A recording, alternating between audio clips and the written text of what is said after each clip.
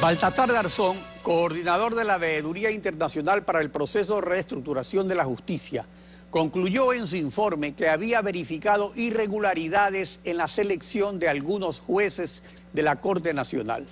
Recordemos lo que dijo Baltasar Garzón en diciembre de 2012. Sugerir que la Corte Nacional de Justicia se pronuncie sobre la genuidad del proceso de selección de los jueces y juezas de la misma producido en torno a las supuestas deficiencias o irregularidades que se han constatado en el proceso de selección de algunos componentes de la Corte Nacional. Obviamente sin que los afectados participen por la Corte Nacional para que se establezca si esas irregularidades tienen un alcance que pueda llevar más allá de lo que una simple crítica suponga. El denunciante de estas irregularidades constatadas por Garzón fue el asambleísta Andrés Páez, que en 3 oportunidades se entrevistó con el veedor internacional para proporcionarle información. Andrés Páez, buenos días, bienvenido a Contacto Directo. Gracias, doctor, buenos días. ¿Quiénes son los jueces a los que se refiere Baltasar Garzón en su informe al Consejo de la Judicatura, al Consejo de Participación Ciudadana y Control Social y al Ministerio de Derechos Humanos y Justicia? A Mariana Yumbay le regalaron 6 puntos, a Wilson Merino le regalaron 10 puntos, a Jimena Vintimilla le regalaron 4 puntos, a Johnny Ailuardo le regalaron 6 puntos, todos ellos al momento de calificar su experiencia profesional. Y a Lucy Blasio le regalaron 10 puntos, porque recordará usted que en las calificaciones de ella aparecía en el puesto 45 con 21 puntos en méritos y le pusieron 10 puntos para que suba del puesto 45 al puesto 21 y que salga la mejor calificada en méritos, que era la doctora Yolanda Yupanqui, que tenía 33 sobre 30 en méritos. Con esos 10 puntos que le regalaron a Lucy Blasio, ella logra superarle por 2 décimas a Yolanda Yupanqui y de esa manera integrar la Corte. Por lo tanto, los jueces a quienes yo denuncié, efectivamente se ha demostrado que eran los que menos indicados estaban para llegar a esas funciones. Ahora, 3 años después, ¿quiénes son los jueces con las peores calificaciones y que por mandato legal deben salir de la Corte Nacional? Son precisamente a quienes yo denuncié. Johnny Ailuardo, Paul Íñiguez, Lucy Blasio, Mariana Yumbay. De paso, Paul Íñiguez fue nada más y nada menos que candidato a Alianza País en las elecciones primarias para la alcaldía de Gualaceo. Y así efectivamente yo lo demostré. Y aparte de eso están Wilson Merino y Jimena Vintimilla, que son los que renunciaron antes de que sus calificaciones aparezcan. Usted tiene en pantalla ahí la publicidad de este juez, Paul Íñiguez, que es el que se encargó del caso Dusac y el que sacó bien librado al primo del presidente, a Pedro Delgado, y es este juez el que se encargó de juzgar precisamente al alcalde de Gualaceo, es decir, a quien le ganó las elecciones primarias para que esta persona sea primero despojada de su cargo y luego sentenciada a pagar una indemnización que ni con 100 años de trabajo podría cubrir. Fue este juez también el que intervino en otros casos polémicos, porque da la casualidad, entre comillas, de que todos estos jueces cuestionados participaron en los casos más polémicos. Lucy Blasio se encargó de sacarle de la asamblea a Clever Jiménez yéndose por encima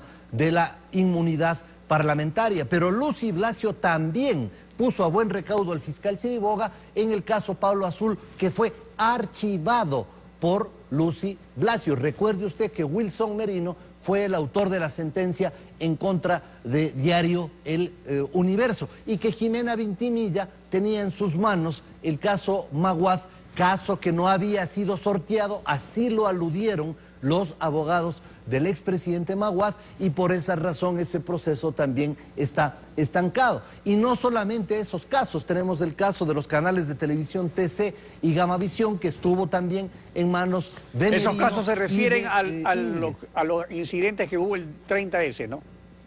Bueno, también hay otros casos como el de Ecuador TV, que son diferentes, que son de las personas que aparentemente ingresaron a las instalaciones de Ecuador TV el día 30S y al momento de hacerlo destruyeron un ventanal y me parece que una mampara.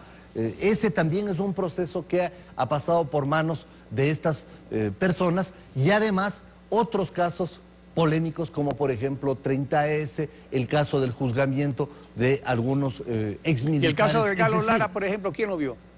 El caso de Galo Lara estuvo en manos de Lucy Blasio, Wilson Merino y Paul Íñiguez. Ahora, uno de los peores azotes que ha flagelado la justicia ecuatoriana durante décadas es su partidización o politización ligada a la judicialización de la política, que es la otra cara de la medalla. Con la reestructuración del 2012 se ofreció extirpar ese cáncer de la judicatura. Según usted señala, en estos 3 años ha ocurrido que los casos judiciales de mayor resonancia política le fueron asignados a estos jueces que, según el veedor internacional, fueron designados irregularmente. Esos encargos judiciales, ¿cómo se realizaron? ¿Por sorteos? Y si fue por sorteos, ¿cómo es que siempre salían sorteados los mismos? A ver, aquí hay que decir varias cosas. En Montecristi primero se hiere de muerte a la justicia cuando se reduce el número de jueces de 31 a 21, porque esa no es una simple operación matemática. Es mucho más fácil controlar 21 que 31. Esa fue la razón por la cual se hizo en Montecristi esa reforma. Luego se le cambia a la Corte y deja de ser suprema y pasa a ser nacional, solamente nacional, porque se inventaron la cuarta instancia, pues, que es la Corte Constitucional ocupada por 9 correístas, que son los que revisan todas las sentencias que les interesa revisar de la Corte Nacional de Justicia. Y luego viene un sistema en donde ya no operan las salas que tradicionalmente actuaban en el antiguo esquema de la Corte Suprema de Justicia, sino que hablan de una especie de jueces concurrentes que son miembros simultáneamente de varias salas. Y a través de ese mecanismo es que resulta que todos estos casos que son ciertamente polémicos van a dar en manos de quienes al gobierno le interesaba que despachen esos procesos y que despachen ciertamente con los contenidos que lo hicieron para satisfacer a quienes hoy, luego de aprovechar el jugo, van echando a la basura el bagazo. O sea que en definitiva se repitió de alguna manera el esquema que había en la época de la partidocracia, que la sala de lo penal era la que obviamente se encargaba de todos los juicios politizados o políticos, porque eran jueces ya designados previamente. Entonces ahí se asignaban pues por materias y esa sala era la sala política, digamos, las otras podían realmente pasar en su ejercicio normal de la administración de justicia, pero aquella siempre fue una especie de botín político.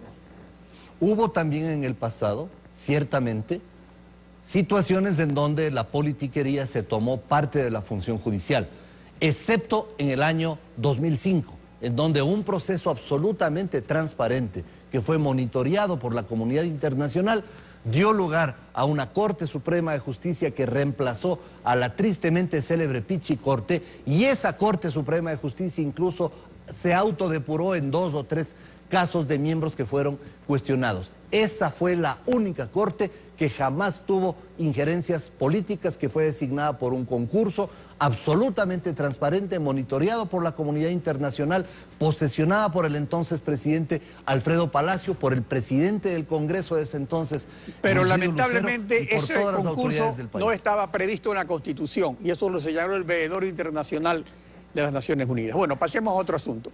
Ayer se verificaron 2 cambios en las calificaciones. El más importante se refiere al del presidente de la Corte Nacional, que es el mejor puntuado.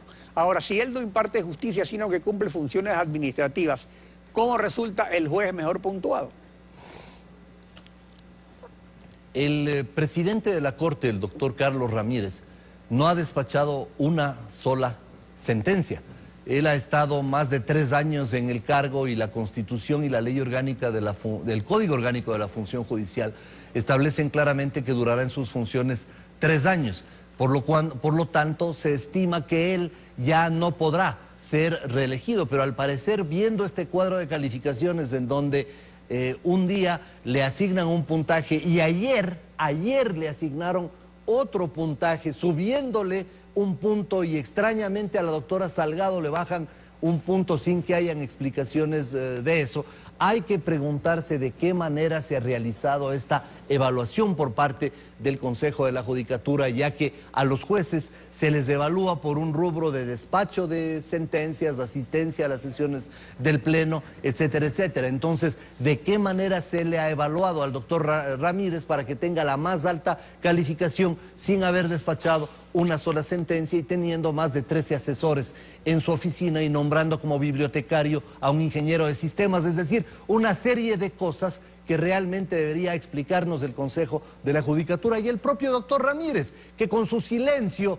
contribuyó para que esos jueces que ahora han sido despachados, irregularmente designados, despachen durante 3 años juicios. Él se quedó calladito y él permitió que esos jueces se queden en la Corte Nacional de Justicia. Entonces primero por esas razones es extraño que pretenda reelegirse, y ahora resulta de que le suben las calificaciones y le ponen la más alta calificación sin que jamás haya despachado una sentencia. Me pregunto si los otros jueces estarán conformes de que así haya sucedido.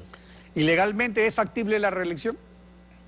Bueno, legalmente no, porque el artículo 182 de la Constitución y el 198 del Código Orgánico de la Función Judicial dice durará 3 años en sus funciones. Y son normas de derecho público, es decir, se puede hacer solamente lo que allí está consagrado. Y al no estar consagrada la posibilidad de reelección, estimo yo que no puede ser reelegido el doctor Ramírez y que se debería dar paso a un juez que realmente le dé independencia a la función judicial, que no esté subordinado al partido de gobierno y que se exprese ante la opinión pública cuando el país reclama las expresiones del jefe de la función judicial. Que bien le hubiera hecho al país que el doctor Ramírez no se quede callado en la designación de estos jueces chimbos, como le pedimos oportunamente. Y lo que hizo es publicar en la prensa un manifiesto diciendo que no tenemos nada que ver, cuando bien podrían haber dicho los señores han sido designados ilegal e irregularmente, muchas gracias, aquí no les recibimos, y el país le hubiera aplaudido y todos estaríamos pidiendo la reelección de él